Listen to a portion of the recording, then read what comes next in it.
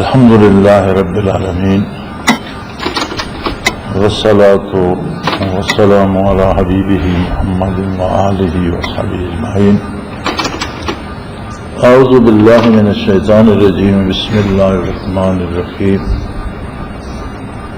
الله ولي الذين آمنوا يخرجهم من الظلمات إلى النور والذين كفروا أولياؤهم الطاغوت يخرجونهم من النور إلى الظلمات أولئك أصحاب النار هم فيها خالدون.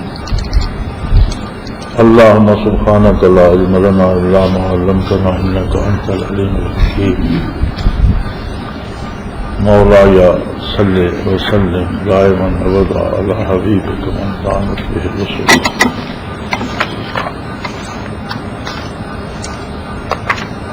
ارشاد باری تعالی ہے کہ اللہ ایمان والوں کا ولی ہے، دوست ہے، اور انہیں تاریکی سے روشنی کی طرف چلاتا ہے، ان کا سفر جاری رکھتا ہے، تاریکی سے ان کو نکالتا ہے روشنی کی طرف. جو کفر کرتے ہیں یا جو کافر ہیں ان کا ولی شیطان ہے، ان کے دوست طاغوت ہیں، شیاطین ہیں. وہ انہیں روشنی سے نکال کر تاریکی میں لے جاتے ہیں، اور تاریکی میں جو زندگی بسر کرتے ہیں یہ دوزخ کے رہنے والے ہیں، جہاں یہ ہمیشہ رہیں گے. جس کا بھی کفر پر خاتمہ ہوگا اسے دوزخ میں ہمیشہ رہنا پڑے گا.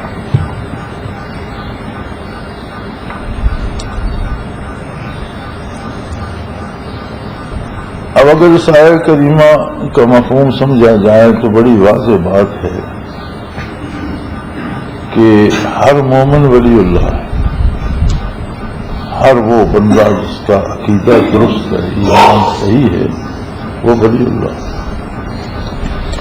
ہم جو گمان رکھتے ہیں وہ ہمارا حسن ظن ہوتا ہے. ہم سمجھتے ہیں فلاں شخص ولی اللہ ہے، یہ ہماری عقیدت ہے، ہمارا حسن ظن ہے، لیکن اس پر ہمارے پاس اللہ کی طرف سے کوئی رسید نہیں ہے. ہم اس کی نیکی، اس کے ورع تقوی، اس کی تعلیمات، اس کا کردار، پھر ہمیں جو کسی کی وجہ سے ہماری اصلاح ہوتی ہے، عقائد درست ہوتے ہیں، اعمال کی اصلاح ہوتی ہے، تو ان چیزوں کو دیکھ کر ہمارا یہ حسن ظن قائم ہو جاتا ہے کہ یہ اللہ کا ولی ہے. اس پہ اللہ کی طرف سے کوئی رسید نہیں ہے، سند نہیں ہے، لیکن جس کا ایمان صحیح ہو اللہ اس کا ولی ہے. اس پہ اللہ کی بات واضح ہے. اللہ ولی الذین آمنوا، اللہ ولی ہے اس کا. یہ تو سند آ گئی قرآن کریم میں کہ جس کا ایمان درست ہے اللہ اس کا ولی ہے. یہ بڑا فرق ہے. عبد دیگر عبد ہو چیزیں دیگر، اب تو سارے ہیں.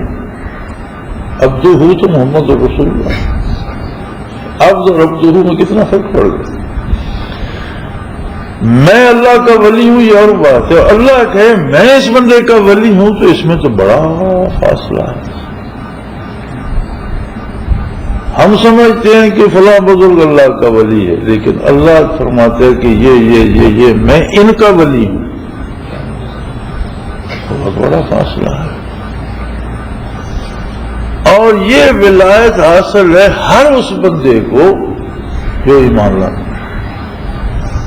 اللہ ولی الذین آمنوا، ہر مومن کا اللہ ولی ہے. اپنی طرف سے دوستی کا دعویٰ کرنا اور بات ہے، اور اللہ کسی کی دوستی کا اعلان کر دے یہ اور بات ہے. یہ بہت بڑا فاصلہ ہے اس میں. اب دیکھنا یہ ہے کہ اس کی پہچان رب العالمین نے کیا بتائی. یخرجہم من الظلمات الی النور، اللہ جس کا ولی بن جائے اسے ظلمت سے نکال کر نور میں کھڑا کر دے. برائیاں چھوٹ جاتی ہیں اور نیکیاں غذا بن جاتی ہیں. ولایت کا مفہوم یہ ہوتا ہے کہ اطاعت الہی بوجھ نہیں رہتی. اب کھانا بوجھ لگتا ہے تو ہم صبح شام کھاتے ہیں، دن کو کھاتے ہیں تو بوجھ تو نہیں لگتا، بھوک لگتی ہے. پانی پیتے ہیں تو کوئی بوجھ تو نہیں لگتا، پیاس لگتی ہے، طلب بڑھتی ہے، بھاگتے ہیں پانی کی طرف. اسی طرح نیکیاں غذا بن جاتی ہیں، ضرورت بن جاتی ہیں. عبادات بوجھ نہیں لگتی بلکہ اوقات کا انتظار ہوتا ہے. یہ فجر سے فارغ ہوا تب ظہر کا وقت ہو کہ پھر وہ مزہ آئے، پھر ہم تازہ دم منہ ہاتھ منہ دیں، پھر حضور باری میں پیش آئیں، پھر اپنی گزارشات اس کی حضور پیش کریں کہ اگلی نماز کا وقت کب ہو. راستہ چلتے خیال ہوتا ہے کہ نماز کہاں ہوگی، سفر پر جاتے ہوئے خیال ہوتا ہے کہ وقت کہاں ہو جائے گا، کیسے ادا ہوگی. وہ بوجھ نہیں بنتی بلکہ اس کی بھوک لگنا شروع ہو جاتی ہے. اسی طرح عملی زندگی میں برائی کرنے سے، جھوٹ بولنے سے، حرام کھانے سے، دوسروں کے حقوق چھیننے سے، جن جن چیزوں سے شریعت نے منع فرمایا ان سے ڈر لگنا شروع ہو جاتا ہے. وہ کڑوی لگنے لگتی ہیں، ان میں مزہ نہیں آتا. اور خدا نہ خواستہ تو غلطی ہو بھی جائے تو وہ مزہ نہیں دیتی، وہ کڑوی لگتی ہے. اور جو عوامر ہیں، جہاں جہاں شریعت نے جو کام کرنے کا حکم دیا ان میں مزہ بھی آتا ہے، کرنے کو جی بھی چاہتا ہے. یہ نشانی بن جاتی ہے کہ بندہ ظلمت سے نکل کر نور میں آ گیا. قرآن کریم نے ایک قسم اور بتائی ہے کہ کچھ لوگ ایسے بھی ہوتے ہیں کہ نیکیاں برائیاں ملا دیتے ہیں. کبھی وقت ہو گیا نیکی کر لی، کہیں بھول ہو گئی، کوئی غلطی کر لی، فرماتے ہیں ان کا معاملہ میرے ساتھ ہے. اللہ فرماتا ہے میرے ساتھ ان کا معاملہ ہے، لوگوں کے ساتھ نہیں. بچا ہوں اس پر رحم کروں. انسانی کمزوریاں بھی انسان کے ساتھ ہوتی ہیں. پھر وقت کے فاصلے اور دوریاں جو ہیں یہ بہت سی معلومیوں کا سبب بن جاتی ہیں. خیر القرون سے 14 صدیاں 1500 سال دور ہو جانا اپنا اثر رکھتا ہے.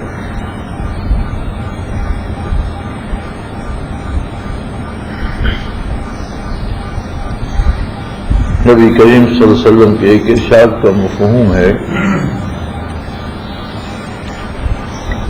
کہ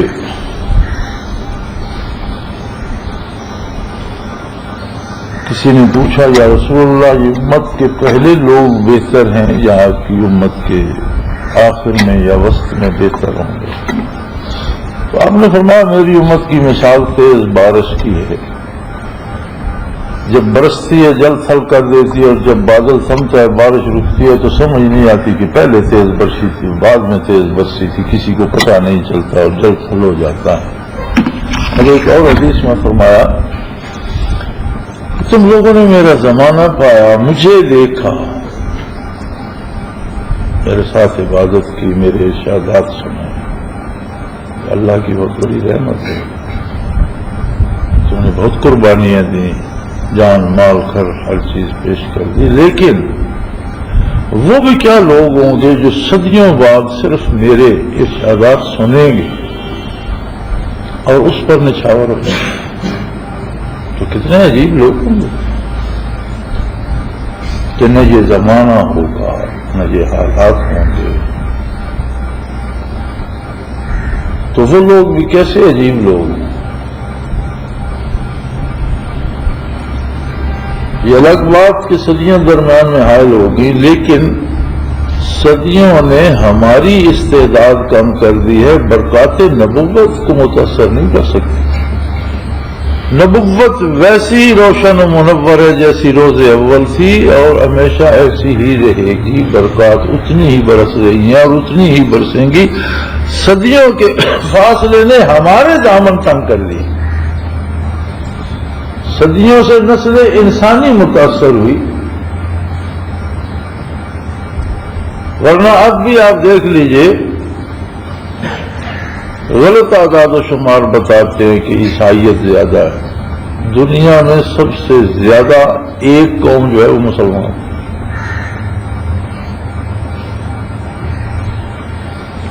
لگ بھگ 6 ارب آبادی ہے انسانی، جس میں لگ بھگ 2 ارب مسلمان ہیں، اور باقی دنیا کی 120 یا 22 اقوام 4 ارب میں شامل ہیں۔ دوسری کوئی قوم 200 کروڑ نہیں ہے۔ عجیب بات ہے کہ مکہ مکرمہ میں جس دن صحابہ کی تعداد 40 ہو گئی تو انہوں نے اصرار کیا، یا رسول اللہ ہم 40 ہیں، بتوں کے پجاری بیت اللہ میں بتوں کی پوجا کریں اور اللہ کا رسول بیت اللہ میں نماز ادا نہ کر سکے، ہم 40 ہیں، تو کوئی بات ہے کرنے کی؟ آپ تشریف لے چلیے، ہم ساتھ ہیں، ہم بھی نماز ادا کریں گے۔ اللہ کا رسول بیت اللہ میں داخل نہیں ہو سکتا اور مشرک بتوں کی پوجا کر سکتا، جبکہ ہم 40 ہو گئے، اور انہوں نے نماز ادا کی۔ جہاد کا تو اجازت نہیں تھی، لڑنے کی اجازت نہیں تھی، مقابلہ کرنا نہیں تھا، تو ایک دوسرے کے بازو میں بازو دے کر ایک پورا بنا کر 40 آدمیوں کا جتھا چل پڑے، لوگوں نے پتھر پھینکے، عورتوں نے گھڑے مارے، سروں میں برتن مارے، آخر ابو جہل نے نیزہ بردار کھڑے کر رکھے تھے بیت اللہ کے قریب، جب وہاں پہنچے تو اس نے ہٹا دیے۔ لوگوں نے کہا کیوں ہٹاتے؟ اس نے کہا یہ 40 بندے پتہ نہیں کتنے قبیلوں کے 2-2 3-3 ایک لوگ ہیں، تو یہ تو سارے میں خانہ جنگی ہو جائے گی اگر انہیں ماریں گے، ہر قبیلہ اٹھ کھڑا ہوگا، تو جانے دو، پڑھنے دو۔ نہیں، یہ وقت بھی مسلمان پر تھا کہ ہم 40 ہیں اور پوری دنیا کافر تھی 40 کے علاوہ، ہمیں کون روک سکتے؟ اور اب 200 کروڑ ہیں اور بیچارے مار کھا رہے ہیں، یعنی 200 کروڑ بیچارے ہیں۔ فرق تو پھر وہی ولایت کا ہے نا، کہ ان میں جو قوت تھی ولایت کی وہ مکمل کامل اپنی قوت پر تھی، ہے تو صحیح، ہم نے ابھی پر کچھ اتنی نہیں ہے کہ کفر کے مقابلے میں کھڑا کر، سمجھوتوں سے، معافیوں سے، منتوں سماجتوں سے ہمارا وقت گزر رہا ہے۔ لیکن کیا صدیوں نے برکات نبوت کو متاثر کیا؟ یہ تو ممکن نہیں، نہ اللہ کا کرم متاثر ہوتا ہے، نہ اس کی ذات متاثر ہوتی ہے، نہ نبی کی نبوت متاثر ہوتی ہے، نہ نبی کی برکات متاثر ہوتی ہیں صلی اللہ علیہ وآلہ وسلم۔ متاثر ہوا تو ہمارا دامن دل، جس میں ہم نے بہت سی خواہشات اور دنیاوی آلائشوں سے اسے بھر لیا، اور اس میں اس کے لیے گنجائش ہی کوئی نہیں ہم نے چھوڑی کہ کوئی ذرا ولایت کا بھی اس میں رکھی، اللہ مغلم سے ہم نے اپنا دامن بھر لیا۔ اب ہر کوئی دوڑ رہا ہے، بھاگ رہا ہے، ہر کوئی ایک دوڑ لگی ہوئی ہے۔ اچھا، کسی کو یہ خیال نہیں آتا کہ میں کسی ایسی جگہ رہوں جہاں مجھے نیکی یا دین ملے، نہیں، ایک ہی ماتو ہے ہر بندے، کسی ایسی جگہ پہنچ جاؤں جہاں بڑے پیسے ملے، یعنی دنیا کا سرمایہ یا دولت ضروری ہے کمانا، محنت کرنا عبادت ہے، حلال طریقے سے روزی کمانا عبادت ہے، لیکن روزی کو مقصد حیات بنا لینا یہ عبادت نہیں ہے، یہ نقصان ہے۔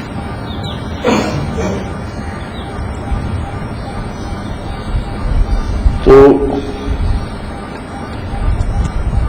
ہمارے ہاں پاکستان میں دیکھ لیں، اگر برطانیہ یا یورپ کا کوئی ملک یا امریکہ اس بات پہ ویزا دینا شروع کر دے کہ اپنا مکان، زمین، جائیداد امریکہ کے نام کر دو اور تمہیں وہاں شہریت مل جائے گی، سارا پاکستان خرید لے۔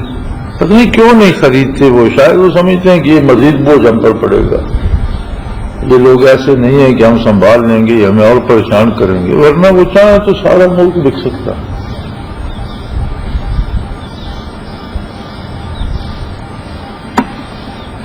لوگوں کو اتنی ہوس ہے، اور بڑی عجیب بات ہے، میں نے دنیا پھر کے دیکھی ہے، جتنی محنت یہ لوگ باہر جا کر کرتے ہیں اس سے آدھی محنت ملک میں کریں، زیادہ پیسہ کمائے گا، یہاں کام نہیں کرتے۔ وہاں چونکہ وہ ڈنڈے کے زور پر کام لیتے ہیں، گدھے کی طرح کام کرتے ہیں۔ نیو یارک میں نے دیکھا ہے اپنے بھائیوں کو 18 گھنٹے مسلسل ٹیکسی چلاتے ہیں، 6 گھنٹے میں نہانا دھونا بھی، حجامت بھی کرنی، کپڑے بھی بدلنے، روٹی بھی کھانی، پکانی بھی خود ہے، سونا بھی ہے۔ 6 گھنٹے زندگی کے باقی معمولات کے لیے 18 گھنٹے اسٹیئرنگ پہ بیٹھے، اور ایک دن نہیں، برسوں۔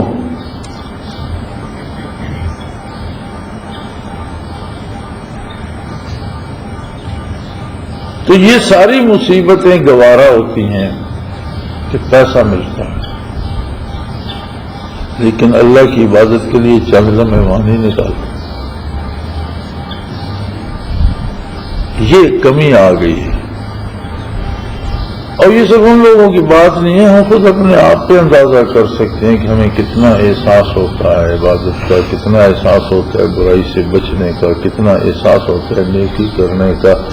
جتنا یہ احساس بیدار ہے اتنی ولایت الہیہ نصیب،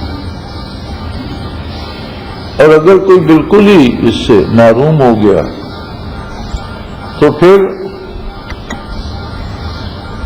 والذین کفروا اولیاؤہم الطاغوت، تو شیاطین کے ہتھے چڑھ جاتا ہے، وہ اسے اندھیرے اور تاریکیوں میں نیچے سے نیچے دبائے جاتے ہیں، چلتے جاتے ہیں۔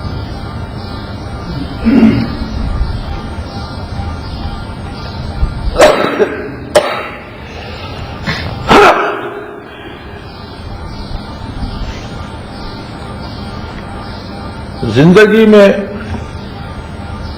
نیکی کا سفر ختم نہیں ہوتا، کوئی ایک مقام ایسا نہیں ہے کہ جہاں کوئی پہنچ گیا تو آگے اللہ کریم بیٹھے ہیں۔ اللہ ہر جگہ موجود ہے، مقام کا وہ پابند نہیں ہے، مقامات اس کے پابند، اس کی مخلوق ہیں، مقام بھی، جگہ بھی، اوقات بھی، ہر چیز اس کی مخلوق ہے، وہ خالق ہے، پابندیوں سے والا تر ہے۔ نیکی کا سفر زندگی میں کبھی ختم نہیں ہوتا، سلوک کے منازل کبھی تمام نہیں ہوتے، اور یہ مرنے کے بعد بھی ترقی نصیب ہو سکتی ہے، عرصہ معاشر میں بھی، تو جنت میں بھی یہ چلتی رہے گی، کوئی انتہا نہیں آئے۔ لیکن کفر کا سفر صرف دنیا میں ہوتا ہے، جب موت ہو گئی تو پھر اللہ کریم اسے مزید اس برائی میں نہیں دھکیلتے، لیکن کفر ایسی لعنت ہے کہ چند روزہ زندگی میں بھی وہ اپنی انتہاؤں کو پہنچ جائے۔ اور اس کا ایک ہی صلہ کہ کفر پر جو مرے گا وہ دوزخ میں رہے گا، ہم فیہا خالدون، اور وہاں اسے ہمیشہ رہنا۔ بڑی عجیب بات ہے، ہمارے زمانے میں اب یار لوگ گناہ چھوڑنے کو تیار نہیں ہیں، قرآن کو نیا مفہوم پہنانا چاہتے ہیں۔ اگلے دن بحث ہو رہی تھی ٹیلی ویژن پر کہ کہ جی جہنم میں جو آیا ہے خلود کا لفظ تو یہ استعارے کے طور پر ہے، اور جب گناہگار اپنے گناہ کی سزا پوری کر لیں گے تو جہنم ختم ہو جائے گا، گناہگار بھی ختم ہو جائیں گے۔ وہاں وہ ڈاکٹر اقبال مرحوم کے فرزند ارجمند ڈاکٹر جاوید اقبال تشریف فرما تھے، انہوں نے 2 ہاتھ آگے بڑھے تو اور وہ فرمانے لگے جی شیطان بھی اپنی گناہوں کی سزا جب بھگت دے گا تو جہنم ختم ہو جائے گا، اور پھر جہنمیوں کو بھی، شیطان کو بھی، سب کو جنت میں بھیج دیں گے۔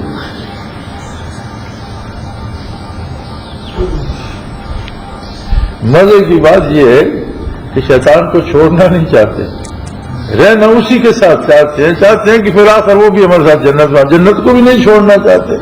پہلے وفا کے تو پکے ہیں، شیطان کو بھی ساتھ لے جانا چاہتے ہیں۔ قرآن کریم فرماتا ہے کہ آخرت میں نگاہ تو سب کی بہت تیز ہو جائے گی، جہنمی جنت والوں کو دیکھ رہے ہوں گے کہ وہ موجیں کر رہے ہیں، اور جنت والے جہنم والوں کو دیکھ رہے ہوں گے کہ ان کا کیا حال ہے، تو پہچانیں گے ایک دوسرے کو۔ تو اہل جنت ان سے کہیں گے ہاں بھائی سناؤ ہم سے تو جو اللہ کا وعدہ تھا ہم نے تو سچا پایا، تم سناؤ۔ کہتے ہیں بات تو ہمیں بھی بھگتنی پڑ گئی۔ پھر وہ کہیں گے، دوزخ والے کہیں گے کہ ان افیدوا علینا من الماء، یا چند قطرے پانی کے پھینک دو ہماری طرف۔ ان افیدوا علینا من الماء، کچھ پانی میں سے کچھ تھوڑا سا ہماری طرف بھی پہنچا دو۔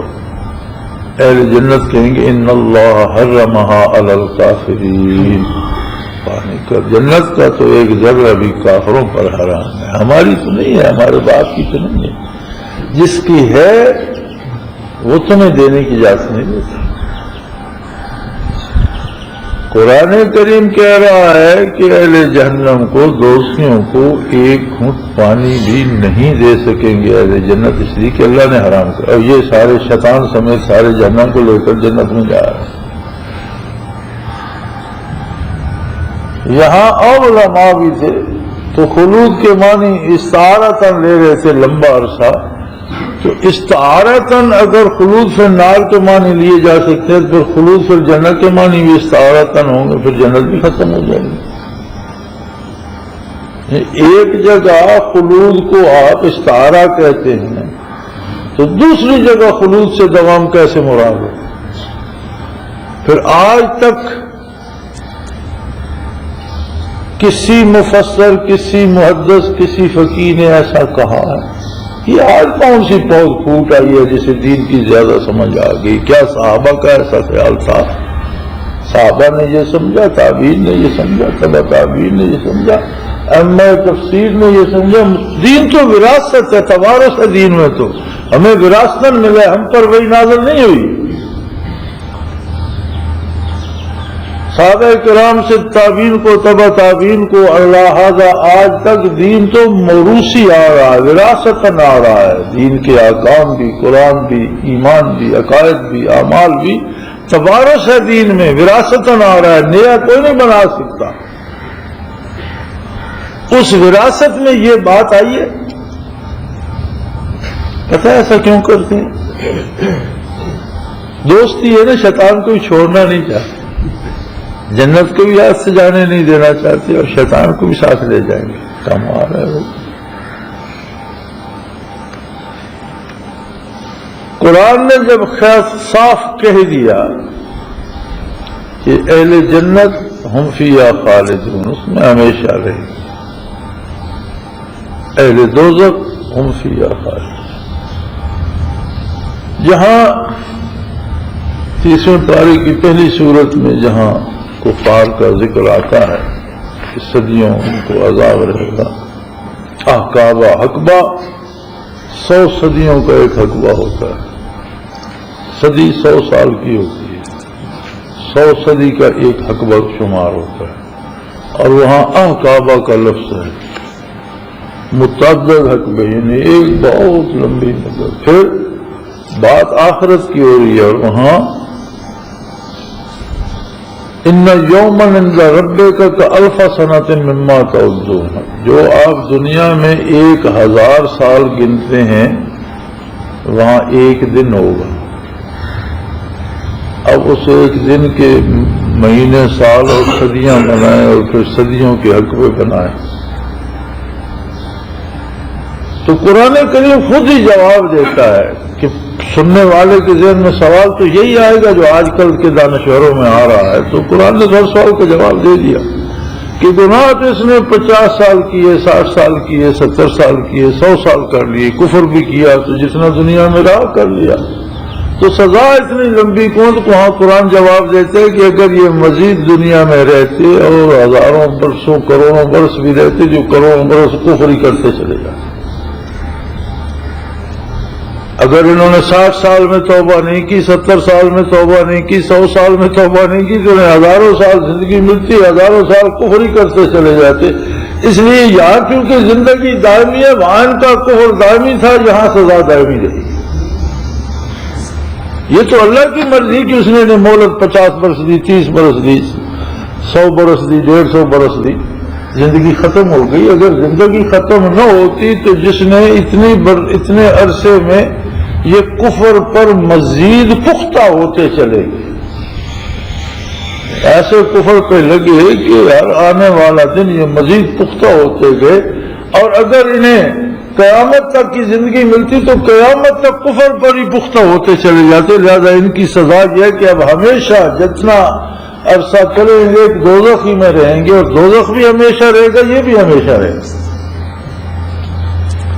اور اگر یہاں خالدون کے معنی بدلے جا سکتے ہیں تو پھر اہل جنت کی کیوں نہیں بدلے جا سکتے؟ بڑی سادہ سی بات ہے قرآن کے جو بھی معنی کرتا ہے. کوئی کہتا ہے یہ اصلی قرآن نہیں، اٹسٹڈ کاپی ہے. اللہ نیا تماشا دیکھے. کاپی ہوتی ہے بھائی، اٹسٹڈ ہو تو اٹسٹ کرا کے بھی ہم لے جاتے ہیں کاپی، اور عدالت نہیں مانتی، وہ کہتے ہیں پہلے اوریجنل دکھاؤ. اوریجنل پیش کیا جاتا ہے عدالت میں تو پھر اس کی اٹیسٹڈ کاپی اوریجنل لوٹا دیتے ہیں، اور اٹیسٹڈ کاپی وہ چیک کر کے رکھ لیتے ہیں. کیونکہ دنیا تو بہت تیز ہے، آپ اٹیسٹ کرانے کے بعد بھی اس میں رد و بدل کر سکتے ہیں. کچھ الفاظ اڑا دیں، کچھ اور لکھ دیں، تو عدالت نہیں ہوتی. تو قرآن بھی اگر اٹیسٹڈ کاپی ہے تو کیا پتا اس میں سے کچھ کسی نے اڑا دیا ہو، کچھ نیا ڈال دیا ہو.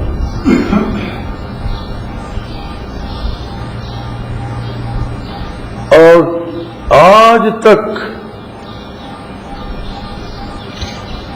کسی عالم، کسی محدث، کسی فقیہ، کسی مفسر، کسی محقق نے یہ بات نہیں، کسی کافر نے بھی یہ بات نہیں کی، کسی مستشرق نے بھی یہ بات نہیں کی کہ محمد الرسول اللہ پہ جو قرآن اترا تھا وہ اور ہے اور جو مسلمانوں کے پاس ہے یہ اور ہے. یہ کسی کافر نے بھی نہیں کہا.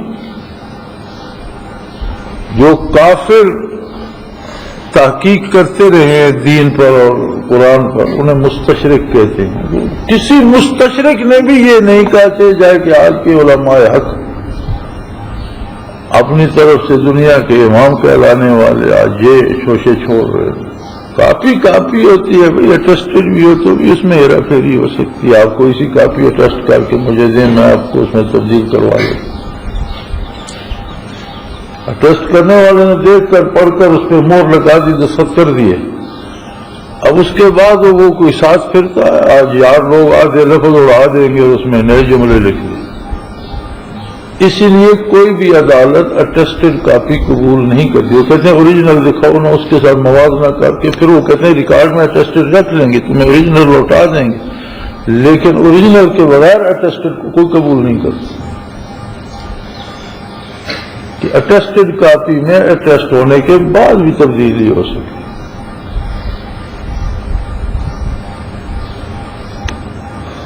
اصل میں اگر مطمع نظری دنیا بن جائے، شہرت بن جائے، امریکی ڈالر بن جائے تو بندہ کچھ بھی کر سکتا ہے. تو قرآن کی بات جس طرح قرآن نے کہی ہے اسی طرح ماننی فرض ہے. اس میں تعویلیں گھڑنے کی اجازت نہیں. اسے وہ قرآن کی تحریف میں، یعنی قرآن کو تبدیل کرنے میں آئے گا. قرآن کی شرح بھی وہی ہے جو حضور نے سمجھائی، صحابہ کرام نے سمجھی، اور جو وراثت نال ان حدود کے اندر علماء بڑے بڑے نقطے بیان کرتے ہیں، لیکن اس فریم ورک کے اندر ہوتے ہیں۔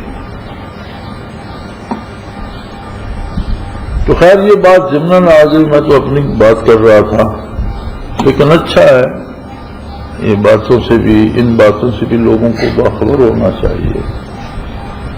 حضرت صاحب کی باتیں سمجھ کر نہ مانتے نہیں، بات اللہ واللہ کے رسول کی ماننی ہے۔ حضرت صاحب اگر اللہ واللہ کے رسول کی بات بتاتے ہیں چشم ماروشن دل ماشاد، اور اگر اپنی منواتے ہیں تو ہم ہر ایک کو وہ جگہ نہیں دے سکتے جو اللہ کی ہے، اللہ کے رسول کی بات اللہ کے رسول کی مانی جائے گی۔ کوئی حضرت ہے یا کوئی امام ہے تو وہ خادم ہے اس بارگاہ کا، ان کی بات ہمیں پہنچائے گا، اپنی بات نہیں۔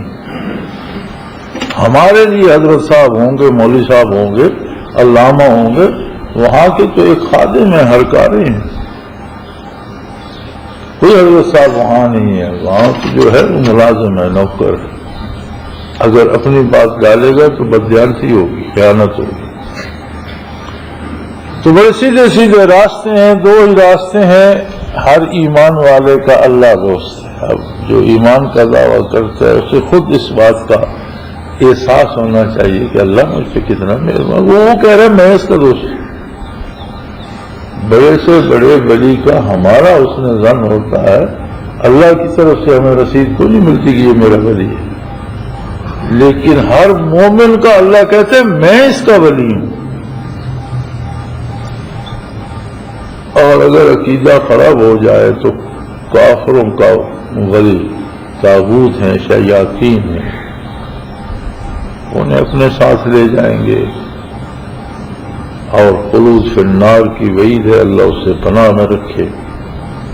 اللہ کریم اپنے کرم سے، اپنی مہربانی سے خطاؤں سے درگزر فرمائے، توبہ قبول فرمائے، توبہ کی توفیق بھی خود ہی دے، توبہ قبول بھی خود ہی کرے، دانستہ نادانستہ جو خطائیں ہو جاتی ہیں سب معاف فرمائے،